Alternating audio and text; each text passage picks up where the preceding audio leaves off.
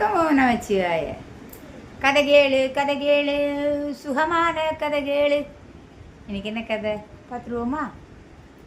செல்வந்தர் யார் பார்க்கலாம். ஒரு ஊரில் ஒரு பயங்கரமான கஞ்சூஸ் இருந்தான், கஞ்சக்கருமி. அவன் என்ன பண்ணான், நிறைய பணம் சம்பாதித்தான், ஆனால் செலவு பண்ண மாட்டான்.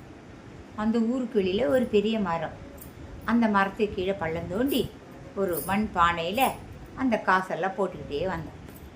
பானை ஃபுல்லாகிடுச்சு. அதை பத்திரமா என்ன பண்ணுவான், வாரம் போய் அந்த குழியை தோண்டி அந்த பானை அங்கே இருக்கா அப்படி பார்த்துட்டு வந்துடுவான். இப்படியே அவன் பல வருடங்கள் போயிட்டு வந்துட்டு இருந்தான். வாரம் போவான். ஒரு வாட்டி போகும்போது அந்த பானை காலியாக இருந்தது, அதில் பணமே இல்லை. யாரோ திருட இவன் வந்து பார்த்துட்டு போகிறத பார்த்து அதை திறந்து அந்த பணத்தை எடுத்துகிட்டு போயிட்டான்.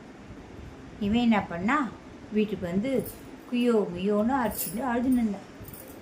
அந்த ஊரில் இருக்கிற மக்கள்லாம் என்ன ஆச்சுன்னு கேட்டால் அக்கம் பக்கத்தில் சொன்னோடனே எல்லாரும் இவனுக்கு ஆறுதல் சொன்னாங்க. ஆனால் ஒரு முதியவர் மட்டும் இவனுக்கு ஆறுதல் சொல்லலை.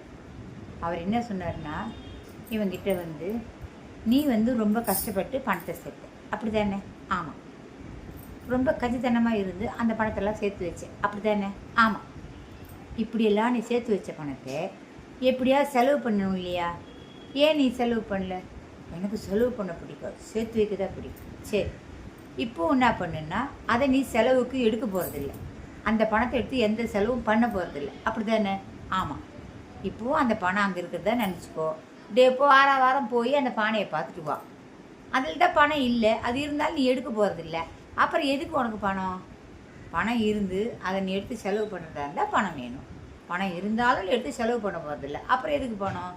பானையை மட்டும் பார்த்துட்டு வா அப்படின்னாராம். இது எப்படி இருக்குது? நல்லா இருக்குல்ல? அதாவது பணம் என்பது நாம் சேர்த்து வைக்கக்கூடிய ஒரு பொருள் தான். ஆனால் அந்த பணத்தை நல்ல விஷயங்களுக்கு, நல்ல செயல்களுக்கு நாம் செலவு பண்ணணும்.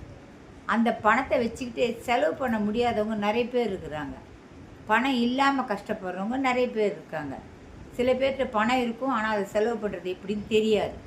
அதை அனுபவிக்காமல், அதை செலவு பண்ணாமல் சேர்த்து வச்சு என்ன பிரயோஜனம்? அதனால் செல்வம் இருந்தால் அதை செலவு பண்ண தெரிபவனே உண்மையான பணக்காரன். சரிங்களா? வணக்கம். நாளை மீண்டும் சந்திப்போம்.